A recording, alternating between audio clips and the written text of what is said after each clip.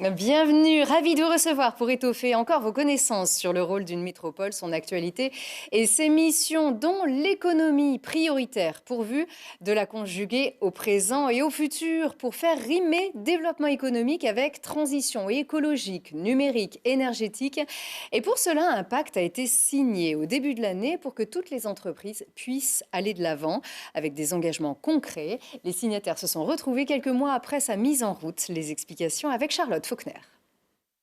Lancé en 2021, le pacte économique et local signé par Grenoble-Alpes Métropole, la communauté de communes Le Grésivaudan et le Pays Voironnais cherchent à soutenir l'attractivité du territoire de Grenoble-Alpes ainsi que sa résilience économique. Les entreprises signataires s'engagent à mener des actions en faveur des transitions écologiques, énergétiques, numériques ou encore sociales. 6 mois après la signature, collectivités et signataires se sont rencontrés pour faire un premier point d'étape. Je dirais que le premier bilan technique, c'est de constater que même si tout n'a pas été lancé, la machine est en route.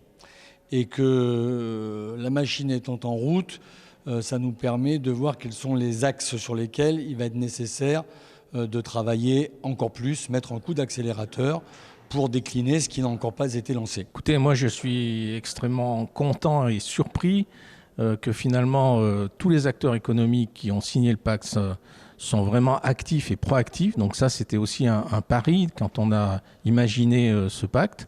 Et puis, ça veut dire qu'il faut rester ouvert. Et je l'ai dit tout à l'heure, je crois qu'il faut aussi l'ouvrir aux PME et aux TPE qui sont quand même qui représentent 80% de notre territoire. Le pacte économique local, il a à la fois établi une capacité de dialogue entre les acteurs publics et les acteurs privés. Et puis, ça a permis de réaffirmer que les frontières administratives des collectivités entre elles n'ont absolument aucun sens. Nous sommes des partenaires, nous n'avons évidemment pas vocation à être des concurrents. Les entreprises signataires représentent 37 000 emplois, soit 12% des emplois de la région grenobloise. Un pacte qui séduit de nouvelles entreprises comme Télédine, une société internationale basée à Saint-Égrève qui vient tout juste de signer le pacte. Nos concurrents sont à l'international, donc nos clients aussi. Et c'est vraiment très important de tirer parti de l'écosystème dans lequel on est installé. Voilà, pour notre compétitivité, pour la créativité, pour développer l'entreprise. Prochain temps fort pour le pacte économique et local au début de l'année 2022. L'occasion pour les entreprises de présenter le premier bilan de leurs actions menées cette année. Et les chiffres montrent que le dynamisme et l'attractivité sont là. Le taux de chômage en 2020 était un des plus faibles de France à raison de 6,7%. Et malgré la crise sanitaire, 440 start-up du territoire ont créé 500 emplois, toujours en 2020. Le Stade des Alpes est le plus utilisé de France, partagé par les clubs de foot et de rugby. La pelouse pouvait donc se refaire une santé. Ça y est, elle est hybride. Elle affiche sa grande forme, résistante, durable. Elle peut supporter le chaud et le froid et elle peut se faire piétiner à loisir par les crampons intraitables de nos deux équipes de haut niveau.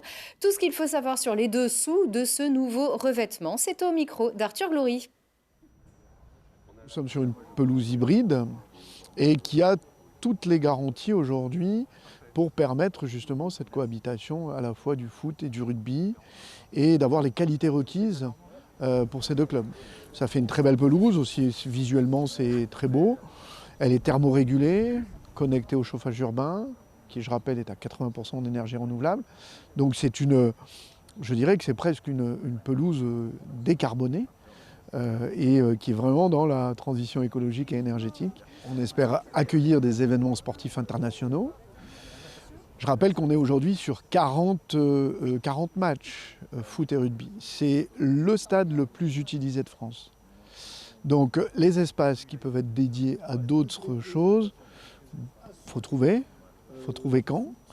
C'est un grand sujet ça. Moi j'aimerais qu'il y ait évidemment des concerts, mais ça nécessite après une logistique particulière. Et puis surtout, il faut trouver les bons créneaux. C'est aussi une forme de laboratoire parce que cette pelouse elle est connue.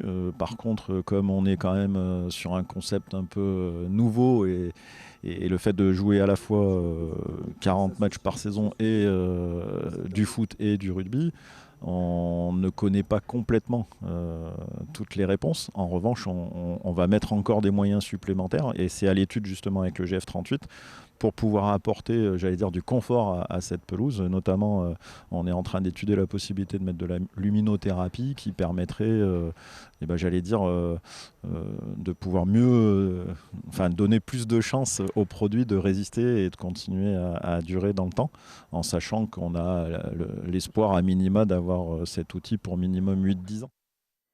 Et sur ce terrain, le FCG Rugby viendra défendre ses couleurs devant l'équipe, elle aussi rouge et bleu de Béziers, et devant le public du Stade des Alpes vendredi 15 octobre à 20h45. C'est l'automne des marchés qui vont s'animer dans les communes de la métropole. 70 marchés sont à la fête pour célébrer leur diversité et leur qualité, qu'ils soient bio, comme ici à Mélan, marché de producteurs locaux, marché du matin, marché de l'après-midi, grand, petit. Il y a tout ce que vous voulez au marché et la métropole va le faire savoir avec des animations, des ateliers, des dégustations. C'est jusqu'au 17 octobre et tout le programme est sur le site internet de Grenoble-Alpes Métropole. Ça ne s'oublie pas, c'est comme le vélo, peut-être, mais il faut parfois un peu de patience pour retrouver ses réflexes, voire apprendre à pédaler, surtout que le trafic urbain peut effrayer celles et ceux qui espéraient circuler à bicyclette. C'est le but de Vélo École, qui non seulement apprend, remet en selle, mais crée du lien et de la mobilité. Arthur Glory a suivi des cours de conduite à vélo. Apprendre à pédaler, se remettre en selle et passer à la vitesse supérieure, ça va parfois vite pour les enfants, mais ce n'est pas le cas pour tous les adultes. Alors, la DTC Se déplacer autrement a créé la Vélo École. L'objectif est simple, donner de l'autonomie à des adultes qui n'ont jamais fait de vélo ou qui ne se sentent pas à l'aise sur la route. Rendez-vous à la Maison de la Nature et de l'Environnement de l'Isère pour 2 heures de cours. Les élèves du jour, contactés par leur maison des habitants, se présentent et pour cette session, ce sont toutes des femmes novices qui vont revoir les bases. On fait des exercices de maniabilité en général dans un premier temps. Donc ça va être des exercices sur le freinage, la trajectoire, la direction, éventuellement lâcher une main, poser son regard. Et ensuite, on fait des sorties, alors avec des niveaux, des difficultés progressives. Ça va d'abord être dans les allées du parc, puis sur les voies, sur les berges, et petit à petit dans la circulation, mais d'abord dans les quartiers où il y a très peu de circulation. Nous, on va souvent au campus, par exemple, et après dans des rues avec un peu plus de circulation pour voir les différents aménagements notamment. La vélo-école apporte de la mobilité mais va bien au-delà. Les élèves sont souvent des personnes issues de l'immigration et plus particulièrement des femmes. Le dispositif favorise donc l'autonomie de déplacement de ces populations parfois isolées dans leur quartier. Mettre le premier coup de pédale est alors un moyen de s'émanciper.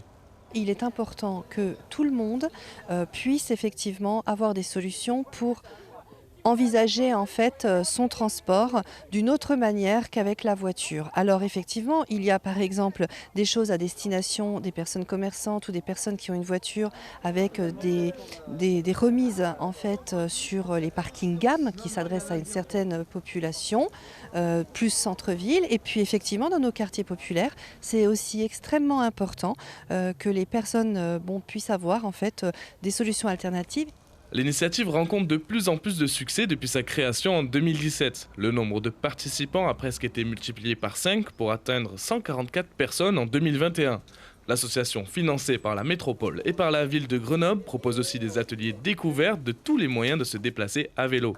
Il n'y a plus qu'à enfourcher, regarder de l'avant et surtout garder l'équilibre. Et donc, il faut compter 7 séances le vendredi pour Vélo École, 5 séances pour une remise en selle, c'est le vendredi également. Et pour en bénéficier, vous pouvez aller sur le site internet de la DTC ou, si vous avez de quoi noter, le 07 87 93 22 68. Et vous pouvez aussi soutenir cette association en faisant un don et donc aider au développement de cette activité. Merci de nous avoir suivis. Bon week-end.